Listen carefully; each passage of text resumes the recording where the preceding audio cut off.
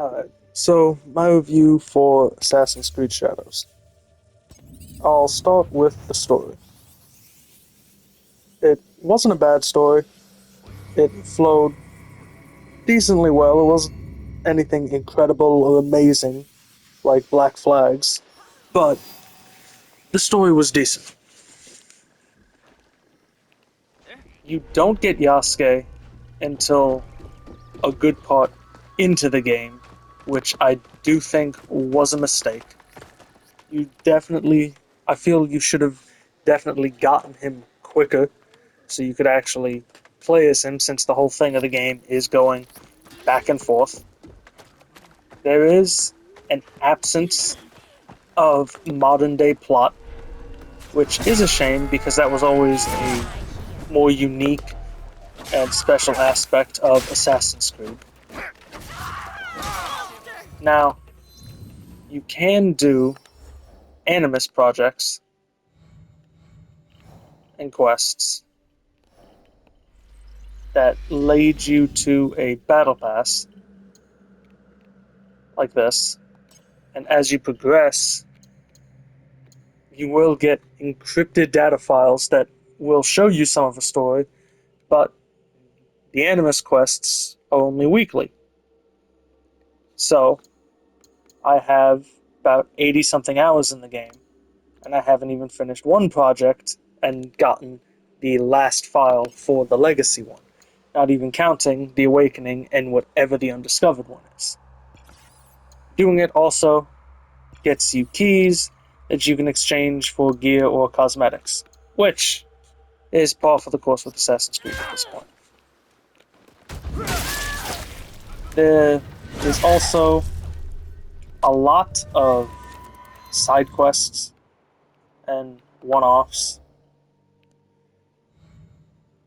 The Shin Bakufu is the main story of the game. All the rest of these are other factions that you go after and hunt. Everything in yellow is someone you can choose to spare, or the game makes you spare. Not many of these have good stories as far as quest lines go. Most of them are just go here, take this guy out, go here, take this chick out, and that's it. There are some like the Butterfly Collector, which actually had a interesting and somewhat compelling story. But aside from that, it's pretty much your standard just go take things out quest. There are ally quests. So when you can get an ally, you have to do some quests to actually get them. After getting them, there's 4 quests each. They're nothing special, sadly. Very generic quests. There's one character where it's one of her quests is just training her. And that's it. There is Junjuro. So for the League, as you get them, they go here. There is Junjuro, who actually has a quest, because he is tied to Naue from before the League and everything. That is interesting. And you can miss out on them. Depending on the choices you make, they may not become an ally. When they become an ally, you can level them up at least, which is nice. But as far as quests with them go, it's nothing special really. They're very typical, straightforward. You can romance some of them, but once again, there's nothing really special about them. So it's not like the romance is all that special. It pretty much amounts to pick the romance option each time, and then you just kiss them, you can have sex with them, and that's it. There's nothing particularly special or unique about it. If you become a partner to one, you lose being a partner with the other, they will leave, but that's really it. They did not put much effort into the love story aspect of it, sadly. But par for the course. The hideout is actually pretty interesting. So in the hideout, you can upgrade the various buildings in the hideout. As you get more allies, there are some new buildings that unlock. Some are just boosts. There's two buildings that just boost how your rations work, which is how you heal. And the rest tie into either the scouts or the allies. You eventually get the blacksmith for the forge, the study, and the kakurega quickly, and the stable is already there. The other three you have to build. The dojo you unlock after getting an ally, which is where you can train them. You get a building that boosts XP gain, and those are the two that boost rations. You have scouts in the game, which you boost in the hideout to have more that you can use to find objectives in the world. You also use them when you saw me just now getting supplies. You tag them for the scout, and at the end of the season, they'll go get them. Leveling in the game was handled well in regards to skill points. So when you get a point, you get one for Yasuke and one for Naoe. So when you unlock Yasuke, depending on how much you do, you will have a stockpile. I believe I had 12 of them when I actually unlocked him. Their skills, their abilities are fun, and as you complete side areas, such as temples, which is praying or finding lost pages, you boost knowledge rank. And once you get to the final 3 knowledge ranks, it's all global passives you can upgrade. Each skill tree also does have their own global passives to add. Like the assassin one for Naoe, it just increases her damage on vulnerable enemies. So I do think all of that was done well. There is the exception, however, of how some skills are tied. So for Naoe, there's also the thing that the menu doesn't always work the way you want it to, but that's just a glitch they'll fix. So for Naoe, under the assassin tree, you have things like the katana assassination through the screen door or the double assassination. However, in addition to having to unlock the skill itself, it's weapon tied.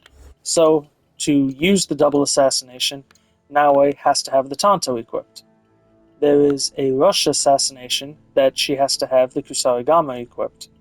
And to do the screen door one, she has to have the katana equipped. So it does gear you more towards just using the Tanto and Kusarigama, just because their assassinations are better. I don't think they should have tied it to the weapon being equipped. Having to unlock the skill, I completely get, but tying it to the weapon just makes combat needlessly more restrictive to me. As far as the rest of combat, it's fairly simple. Obviously, Yasuke is built for actually going at people and just tearing things up, whereas Naoe is built to be an assassin for stealth. I just went, but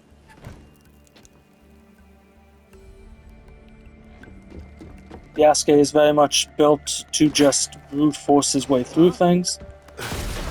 They did give him a brutal assassination, but it's just, he's built to just go ham. Naoe, you're not really supposed to be fighting groups of people, But if you do with the Kusarigama, it's very easy.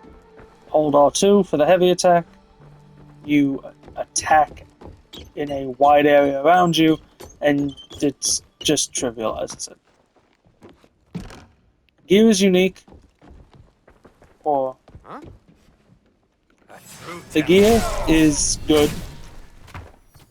There's some unique gear, but not super unique. Most of it is tied to either doing castles like I'm running through, or there are kofuns, which is just tombs.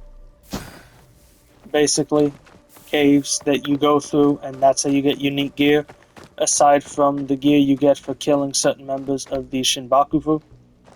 And you do get some legendary gear for killing other people as well. There is a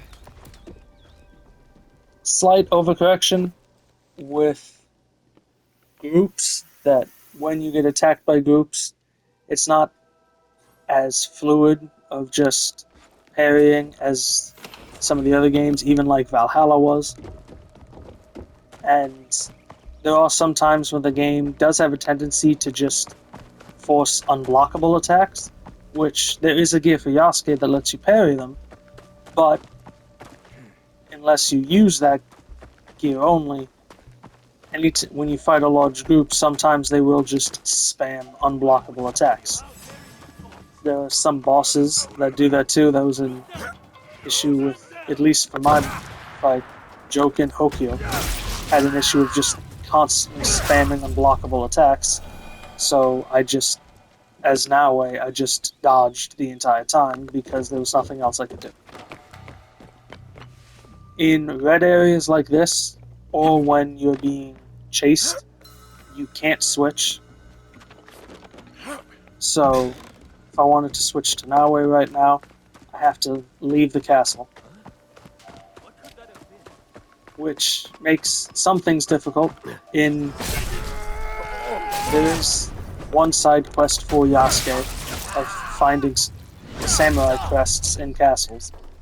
So if you're doing one of the castles and you see that, only Yasuke is able to do it because Yasuke is the only one who can move heavy barricades.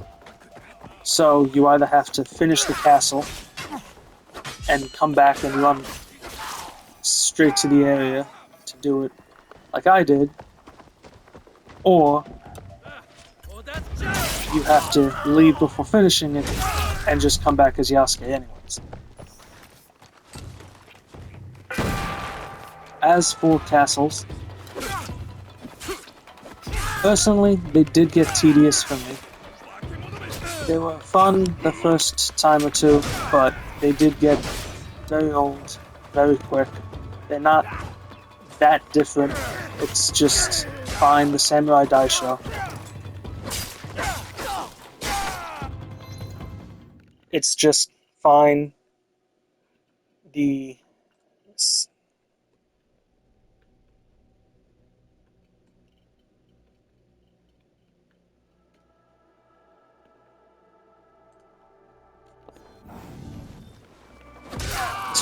Samurai Daisho in the castle. Kill however many the castle has. It ranges from 2 to 5, from what I remember, and then the chest unlocks to get the gear.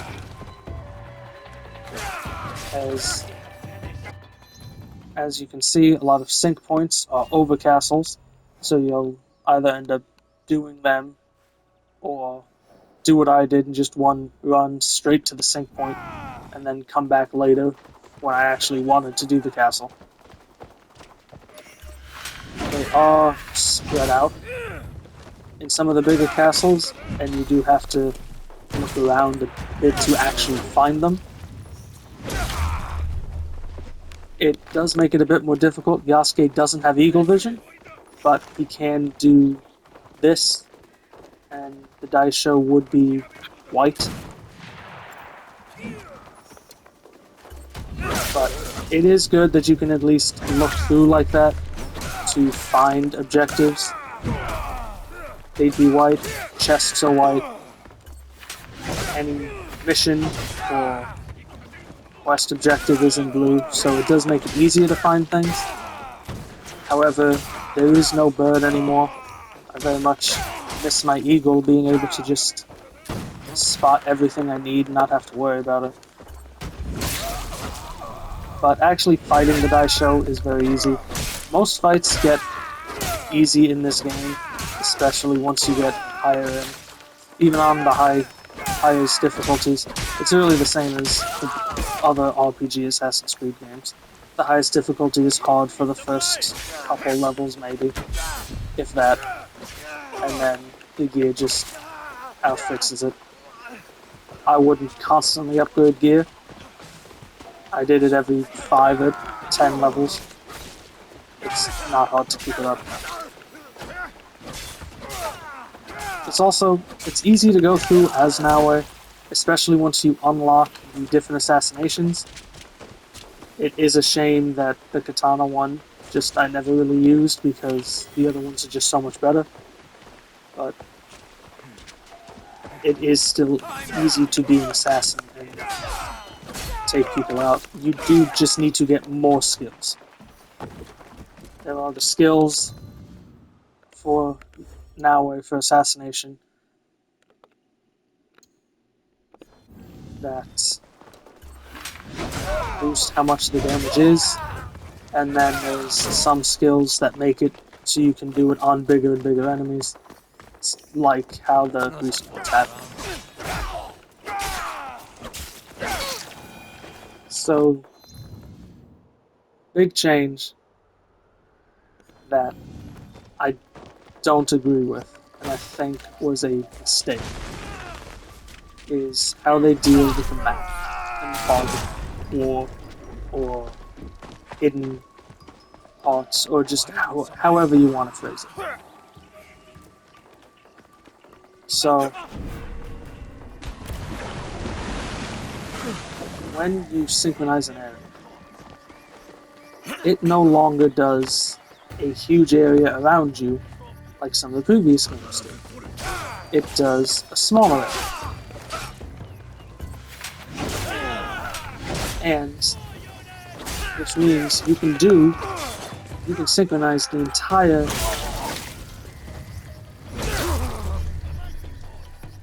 which means you can go to every sync point in whatever given province you want to say, and you might not unlock every location or reveal every location because it's not that big of an area. So, for example, down here in Key, I did every sync point, and there were still 1 or 2 areas out there. I believe Akage Fort was one of them over here, where I didn't know about it because it didn't reveal everything. Fast traveling is at least easy to get around for the most part because in addition to sync points, you have Kakuregas that you buy to unlock in the area. However, they don't always reveal themselves as good as you want as you're running by. There have been some towns that I ran through, didn't unlock it, and then the next time or two I went through, it revealed itself for me to unlock. But you can easily travel around, which is nice. But I do think it was a big mistake removing that. I saw apparently that was something that was requested by people to make it harder, so I guess it was wanted. I don't like it. I miss just being able to reveal everything I needed just by going to the sync points. They do have the Pathfinder and Follow the Road to just follow the path again, which is nice. Makes getting around easier. It also helps because there is a quest in the game for 69 Jizo statues that you have to find.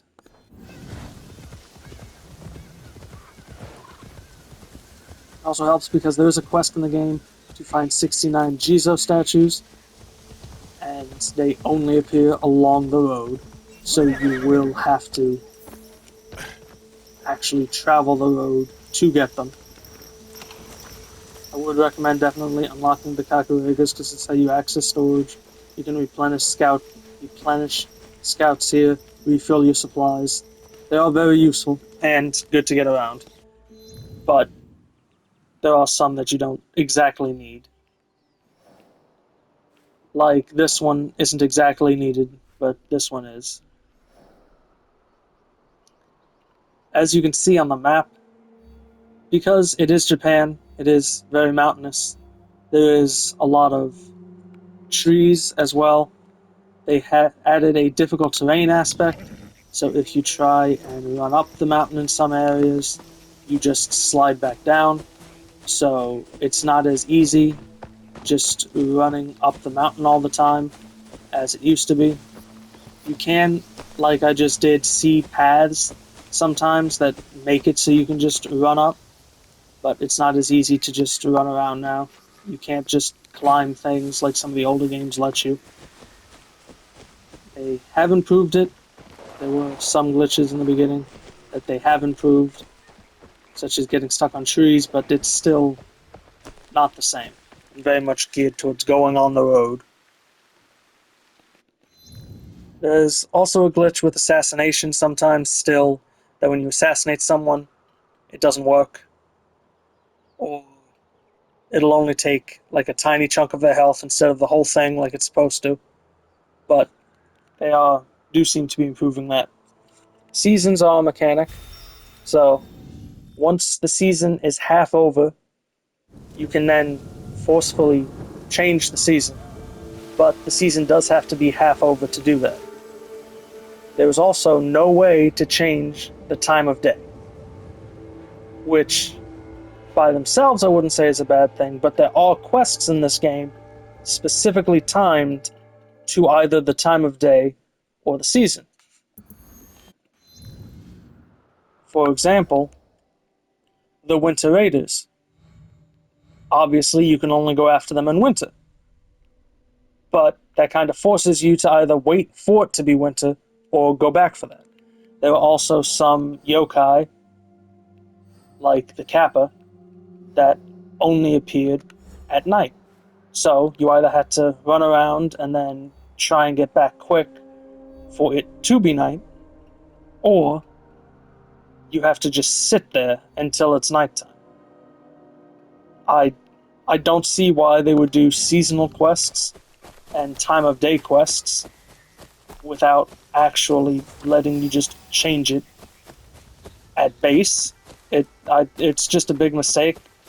You shouldn't have, in my opinion, you should not have seasonal quests, and you should not have time of day quests that you can't go there, hit a button, and it'll let you wait until nighttime, or where you can just change it yourself. That it's design wise, that seems like such a mistake to me. When you do the season changes, as you'll see, I'm no longer wanted. So if the bell rings when you're taking a castle, you become wanted, and you can no longer go through that one province. So when I was wanted, it was only in Setsu that I was wanted. I can't go through that as Yasuke, but you can as Naoe. It also replenishes the scouts. I now have full scouts.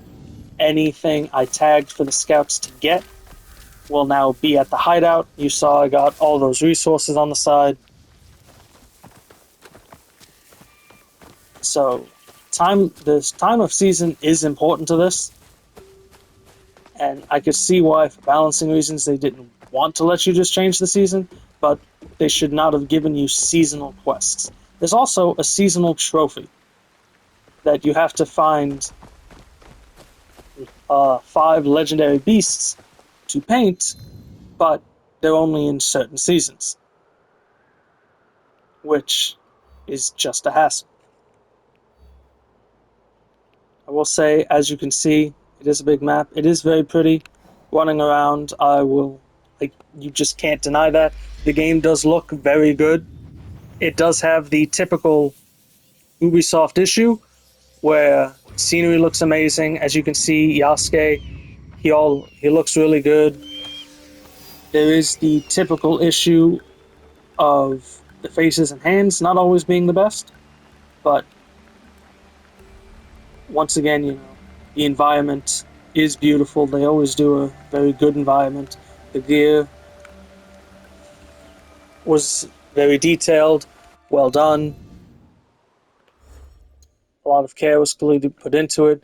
You can also go in and customize gear, so you can just change it to whatever gear you pick up or buy. Once you get rid of it, you still have the skin for it, I'll say. But they did add this to where you can specifically change gear.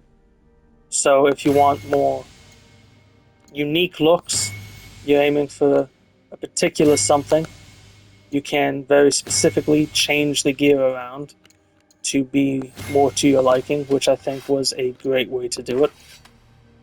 This is done, you can do it on both Yasuke and Naoe. You can also, once you get gear, you get the engraving on it. So for this Kusarigama, which I got through the Animus project, I added the +2 health segments removed on rush assassinations. You can, once you get the engraving, you just have it. It doesn't matter what you put it on. It's just some go on weapons, some go on armor. That's it. But aside from that, you see, I tend to double up on legendary engravings, not to get the more power boost, but just because it works with how my playstyle is. Whereas some on Yasuke are just 10% damage reduction. But they did do the gear very well. The environment, very beautiful. But Ubisoft has issues with faces and hands. They just do. Overall, I did enjoy the game. It does drag a bit for me. I can't deny that. I'm a huge Assassin's Creed fan. It is top 3 series of all time for me. I've played almost every one. I love them immensely. This game was still fun for me, but it's just missing some things. The side characters, only a few of them I actually cared about, to be honest. Their quests were so-so. The love stories aren't something I particularly care about. I thought it was fun in Valhalla, but just how it's implemented, they are very shallow and could have been better. There are personal aspects I think they could have done better. I preferred the old sync points. I know people wanted it this way, but I definitely prefer how they were beforehand. I want to just reveal everything around it. If I do a sync point in all the sync points in the province, I get them. That's it. I don't think assassination should be tied to gear, though I do think the gear was good. I also don't think you should only be able to switch outside of red areas. It would have made clearing castles a lot better instead of me just picking these are the people I do it with. But I did enjoy the game. I'd give it a 7 out of 10. Definitely a game I'd recommend playing for people who like Assassin's Creed or like open world RPGs. There are things that could be improved, and I very much hope the DLC brings back the modern plot more, because at the moment, I'll show you in a second, because at the moment, all you have is these in the vault. You do rifts in the game, there are those 4 rifts you do while playing the game, which show you something, but it's not really anything. The first 3 just talk about stuff in the game itself, the story of Nobunaga, Yasuke, Naoe, and the people you're going after. It's only the 4th one, and the first welcome on Boot Corrupted that even do anything with modern story. I won't spoil anything, but it's definitely lacking how it usually was, and then as you complete the projects, you get these, which, as I've read the ones I got, doesn't really seem that vital yet. I hope that changes, but there's definitely room for improvement in this game. But I would say it's a solid 7 out of 10.